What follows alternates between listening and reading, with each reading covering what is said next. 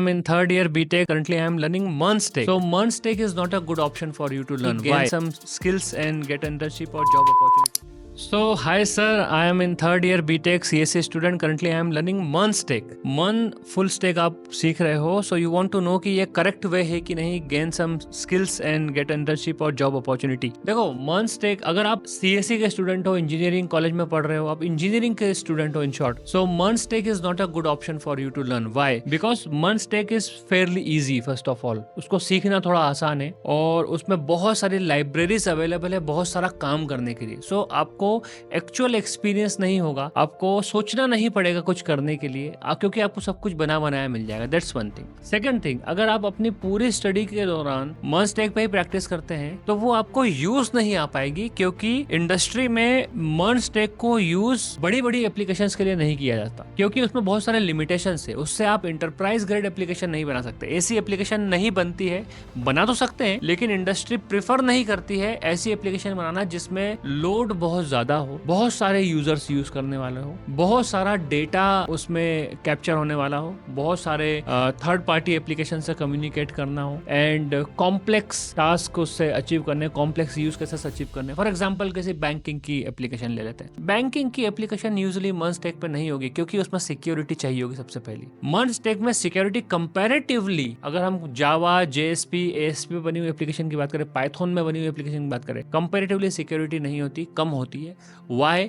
Because उसमें third party libraries बहुत ही, हर चीज के लिए थर्ड पार्टी लाइब्रेरीज यूज होती है. दैट्स व्हाई बड़ी कंपनीज, बड़े क्लाइंट उसको यूज नहीं करते. दैट इज द रीजन कि जितनी भी बड़ी MNCs है वहां पर आपको MERN-STEC की अपॉर्चुनिटीज कम मिलेगी. कहां पर आपको MERN की अपॉर्चुनिटी मिलेगी? इंदौर में बहुत सारी छोटी छोटी कंपनीज है जो फ्रीलांसिंग करती है या फिर छोटे छोटे प्रोजेक्ट, छोटी छोटी वेबसाइट, छोटी छोटी वेब एप्लीकेशन. लाइक मुझे किसी रेस्टोरेंट की एप्लीकेशन बनानी है, मुझे किसी फोटोग्राफर की एप्लीकेशन बनानी है, किसी वकील के लिए एप्लीकेशन बनानी है, सिंपल सी वेबसाइट बनानी है. ये सब MERN-STEC पे बनता है. तो ऑफ कोर्स ये बहुत बेसिक काम है तो आपको सैलरी भी कम मिलेगी. तो फिर आपको सीखना क्या चाहिए?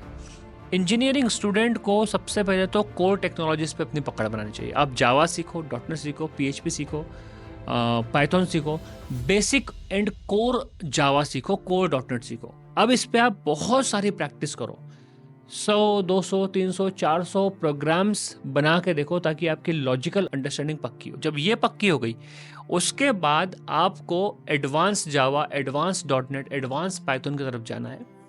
तब तक आपको एडवांस की तरफ नहीं जाना जब तक कि आपकी कोर टेक्नोलॉजीज पे, कोर कंसेप्ट पे इन शॉर्ट पकड़ अच्छी नहीं हो गई हो. ओके, देन आपको प्रोजेक्ट वर्क करने, आपको प्रोजेक्ट्स बनाने. बहुत सारे प्रोजेक्ट्स है जो आप बना सकते हो. लाइक आप ICICI की वेबसाइट बना सकते हो हूबहू, आप IRCTC की वेबसाइट बना सकते हो, web application. I am not talking about just website and just UI, मैं पूरी वेब एप्लीकेशन की बात कर रहा हूँ. आप मोबाइल एप्लीकेशंस बना सकते हो एंड्रॉयड में या फिर iOS के लिए. सो आई वुड हाईली रिकमेंड कि आप कोर टेक्नोलॉजीज पे फोकस करें instead of focusing on WordPress या फिर बूटस्ट्रैप. इस तरह के फ्रेमवर्क पे फोकस करने से ज़्यादा अच्छा है कि आप कोर टेक्नोलॉजी पे फोकस करें. देन सॉफ्टवेयर टेस्टिंग सीखें, ऑटोमेशन टेस्टिंग सीखें, क्लाउड कंप्यूटिंग समझें, सर्टिफिकेशंस करें, बहुत सारी एक्सरसाइजेस करें, बहुत सारे प्रोग्राम बनाएं. क्योंकि अगर बनी बनाई लाइब्रेरी यूज़ करके आपने किसी प्रोजेक्ट को बना भी लिया उसका कोई इम्पैक्ट नहीं होगा. सो आई होप आई आंसर्ड. जय श्री महाकाल.